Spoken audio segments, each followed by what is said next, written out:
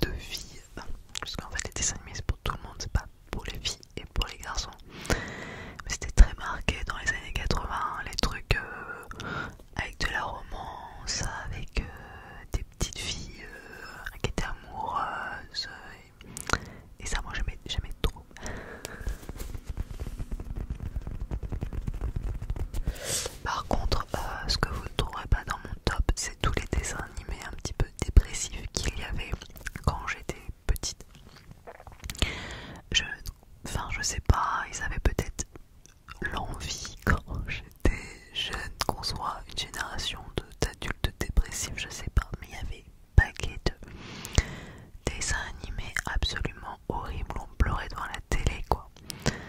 Le pire c'était Rémi sans famille qui était juste horrible. Le gars il a rien, il a pas de famille, il vit avec un clochard, il a ses chiens, il galère qu'il en peut plus. Mais pourquoi on met ça pour des enfants? Je me rappelle d'un épisode, je regardais très peu, je teignais la télé quand il y avait Rémi sans famille et pourtant je regardais beaucoup la télé. Où c'était juste horrible. Et c'était, je sais pas, il y avait de la neige, ils étaient perdus dans la forêt, il y avait des loups. Les loups les avaient attaqués, ils avaient mangé toute leur meute, tous leurs chiens. Ils avaient plus de chiens. J'ai pleuré comme une madeleine. Quelle idée de mettre ça à des enfants. Je ne sais pas. Il y avait des Candy orphelines. Les Princessas, je sais que Princessa, il y en avait un paquet qui appréciaient, mais c'est pareil, c'était juste horrible en fait sa vie. En plus, il y avait des gens qui étaient trop pestes avec elle. Non, franchement, c'était... À la télé, il y avait beaucoup d'orphelins malheureux, il leur avait plein de malheurs. Et c'était pas très joyeux, c'était soit ça, ou soit il y avait des trucs assez violents en fait. Je trouve, enfin, pour voir avec mon fils aujourd'hui, les dessins animés qu'il regarde, c'est beaucoup moins triste et beaucoup moins violent entre guillemets que ce qu'on avait quand on était jeune. Voilà cette petite aparté, ce que vous verrez pas dans mon top.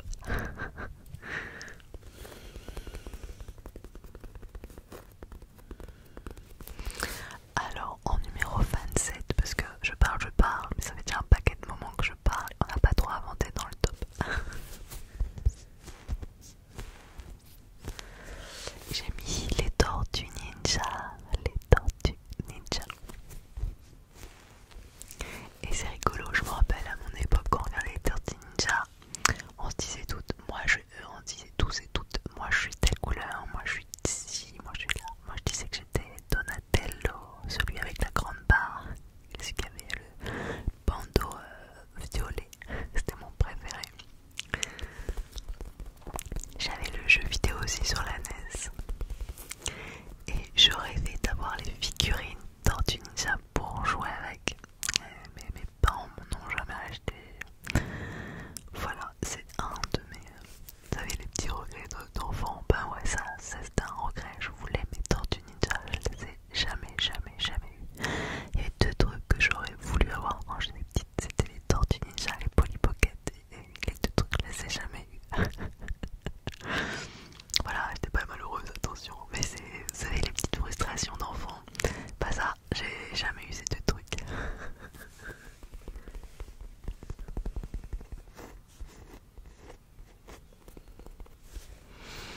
Donc voilà, les Tortues Ninja, bon ça je pense que vous êtes un paquet à connaître, même si on n'est pas exactement de la même génération.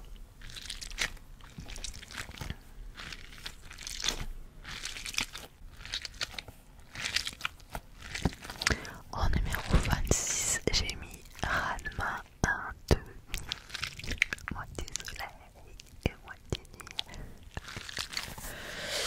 Ranma 1-2, qui est un manga à la base. Enfin, je retrouve le manga, ça pourrait plaire à mon fils qui est à fond dans les lectures de manga. Ranma 1-2, je pense que un paquet d'entre vous devez connaître. Moitié fille, moitié gars, il se transforme avec quand il touche de l'eau chaude ou de l'eau froide, il me semble, de l'eau froide.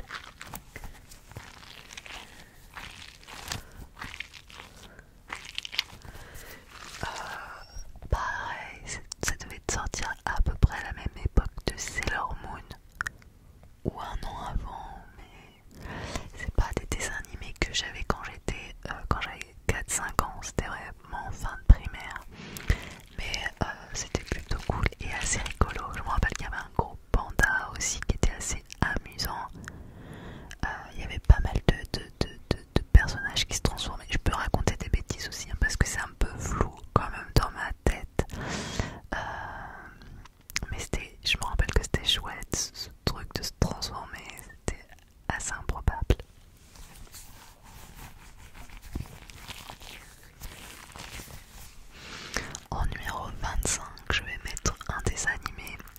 je voudrais savoir qui s'en souvient, parce que j'en parlais justement avec Papa Écureuil qui ne s'en souvient absolument pas.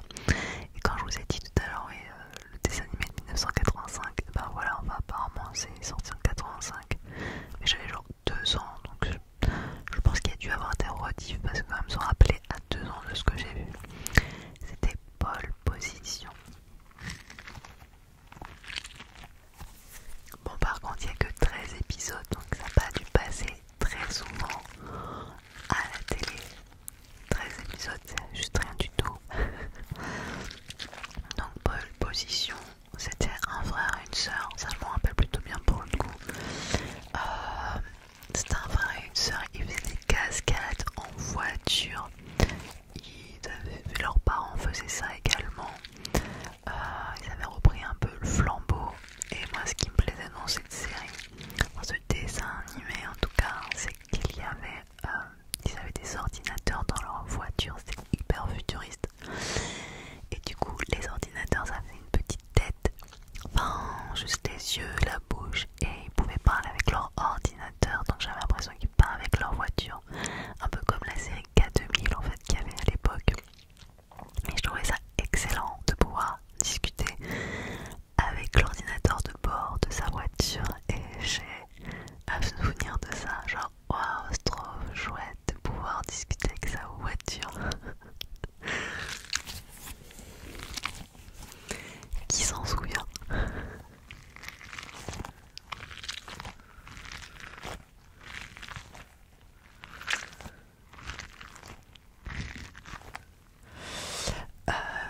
En numéro 24, j'ai mis Denis la Malice. Alors ça, c'était des épisodes hyper courts.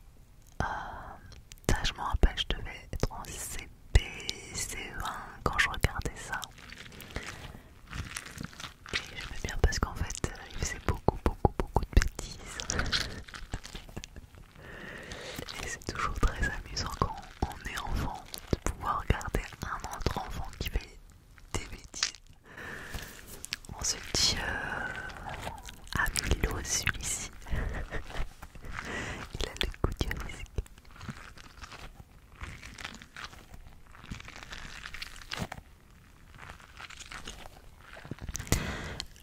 En 23, j'ai mis les entrechats. Isidore le chat malin. Et c'était toute une bande de chats de gouttière qui vivaient un petit peu dans la décharge.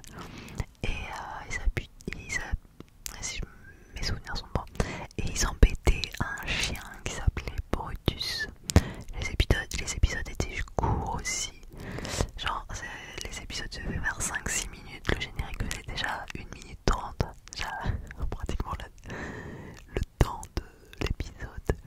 Mais c'était des petits gags, c'était rigolo en tout cas. Ah, pour le prochain, je suis obligée de changer de trigger.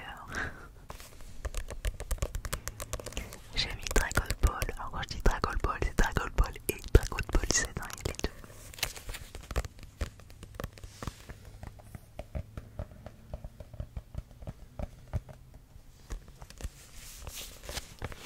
Alors j'aimais bien quand j'étais petite, mais c'était pas non plus mon dessin animé préféré, c'est pour ça qu'il n'arrive qu'en 22e position. Cependant c'est assez rigolo parce que mon fils en ce moment lit tous les mangas Dragon Ball. Donc il a lu les 48 Dragon Ball et là il est sur les Dragon Ball Super. Il doit être au numéro 16 je crois qu'il est en train de lire.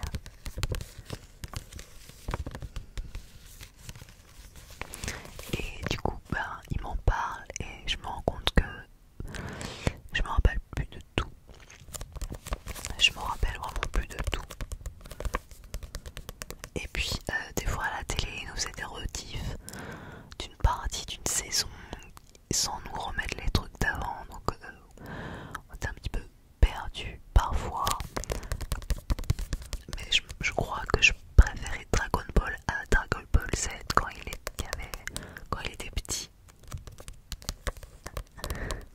Et c'est rigolo parce que je sais que ça m'amusait quand j'étais petite. Tortue géniale.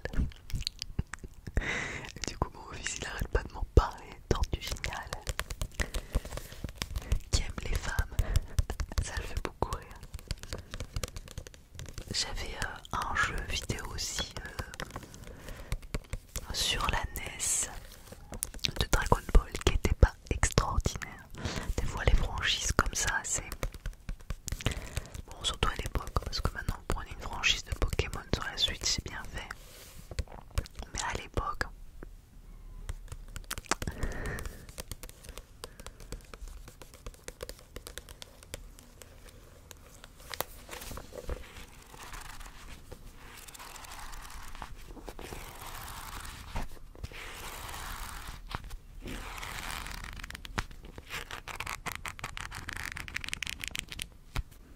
En 21e place, j'ai du mal à le dire,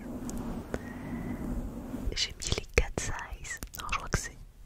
Moi je dis les 4 size, mais je crois que l'appellation exacte du dessin animé c'est signé les 4 size. C'était 3 sœurs, 3 voleuses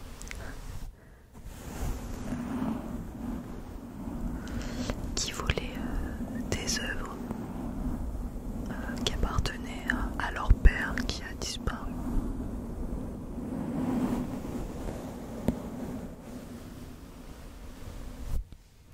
Et je l'ai trouvé déjà trop jolie. Et franchement c'était chouette.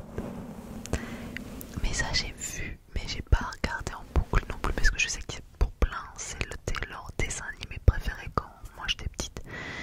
Et j'en ai un souvenir, mais je regardais pas tant que ça. Donc je sais que c'était chouette, je sais que j'aimais, mais en fait je pourrais pas vous en parler trop puisque c'était des voleuses et elles récupéraient des tableaux qui appartenaient à leur père. Pas plus en fait.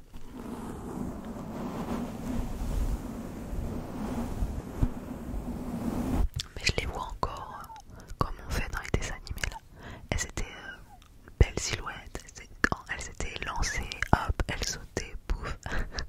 On aurait dit presque, bah voilà des chats, bien sûr, 4 size. Mais elles avaient cette élégance de chat en tout cas.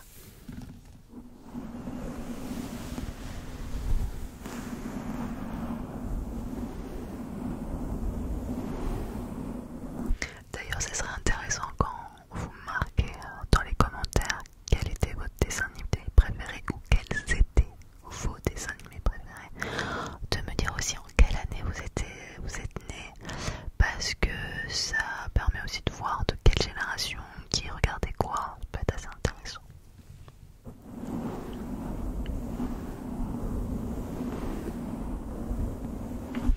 En 20e position, mais alors j'étais fan, ça aurait pu être arrivé beaucoup plus haut d'ailleurs dans le classement. C'est Flo et les Robinsons suisses. Flo et les Robinsons suisses. Mon mari ne se rappelle absolument pas de ce dessin animé qui était trop bien. Je me rappelle encore du générique presque par cœur, je pense. Mon père et ma mère sont partis. Non, mon père et ma mère ont quitté leur pays avec moi et mes frères pour sauver leur vie. La mère en colère s'est fâchée pour de bon et la famille entière joue à Robinson. Robinson, Robinson, on a trouvé une île. Robinson, Robinson, c'est là où on fera notre maison. Robinson, on peut toujours se sortir de ses problèmes. En fait, voilà, c'était une famille qui avait pris le large, était en train de déménager. Ils avaient pris le bateau, le bateau s'est échoué et ils ont survécu. Ils sont arrivés sur une île où il n'y avait rien. Ils ont créé leur maison dans les arbres et après c'est un mode un peu genre Koh-Lanta quoi. C'est mode survie, trouver à manger, essayer de faire l'école avec les enfants sur l'île comme ça pour leur apprendre des trucs. J'étais absolument fan. Je trouvais ça passionnant et intriguant de voir toute une famille avec rien et réussir à survivre. Je trouvais ça génial.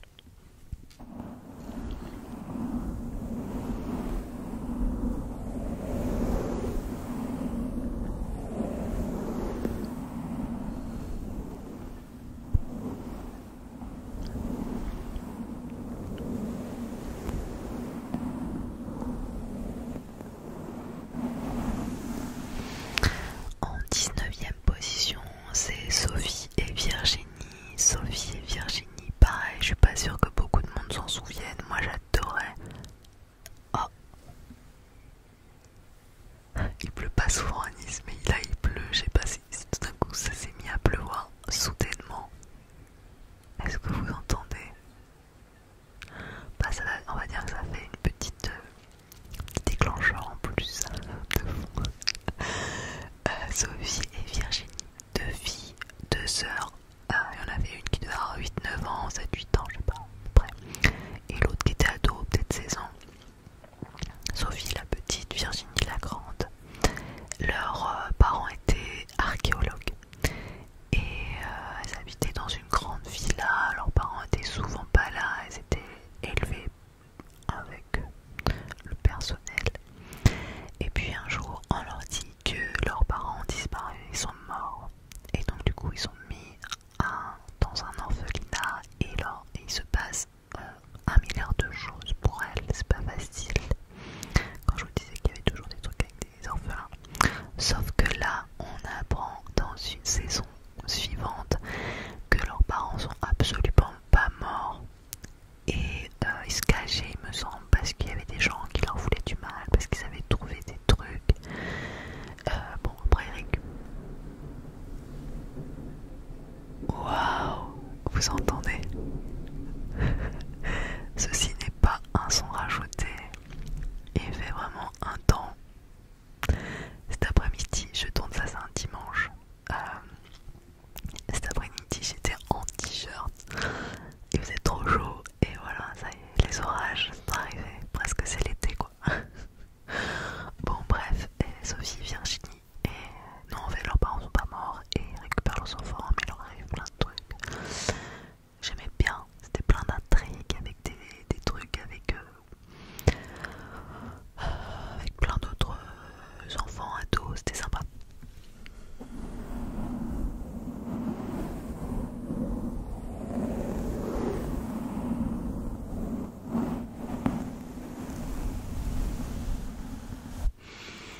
Ensuite, en 18e position, j'ai mis Jeanne et Serge. Alors pour les plus jeunes d'entre vous, peut-être que Jeanne et Serge, ça ne va pas vous parler du tout. Parce qu'en fait c'est assez vieux, mes gens qui ont 9 ans de plus que moi regardaient déjà Jeanne et Serge. Donc quand c'était moi qui regardais ça, c'était déjà des rediffs de rediffs. Donc c'est un des animés qui est très ancien, mais qui a repassé plusieurs fois, car a vraiment cartonné. C'est une histoire d'amour au basketball, n'importe quoi, au volleyball. Jeanne et Serge, coup de foudre match de volleyball. Jeanne et Serge, amour dès le premier regard. Et puis Jeanne, elle avait un combat, enfin, c'était dur à cuire, elle se laissait pas faire. D'ailleurs, son entraîneur était pas gentil du tout. Je me rappelle un jour avoir pleuré devant un épisode. Ouais, je pleure facilement devant la télé. Parce que leur entraîneur lui avait donné une gifle. Je savais, ça m'avait pas plu. Voilà. Je suis pas sûre qu'aujourd'hui on voit ce genre de truc à la télé, genre un entraîneur qui donne une paire de gifles à un élève dans un dessin animé pour enfants. Je crois que c'est vraiment parce que c'est une vieille génération que voilà, c'était comme ça à l'époque, mais ce serait, je pense, même pas imaginable de voir quelque chose ainsi à la télé aujourd'hui pour les enfants.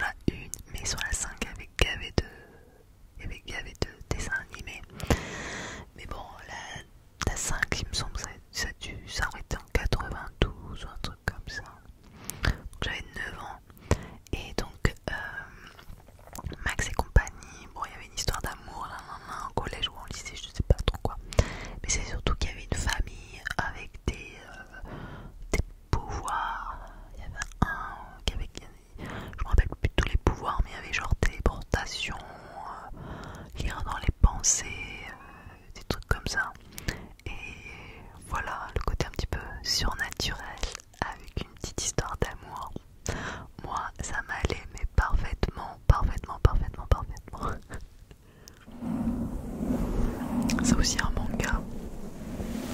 Peut-être que ça se trouve d'ailleurs à lire, je regarderai.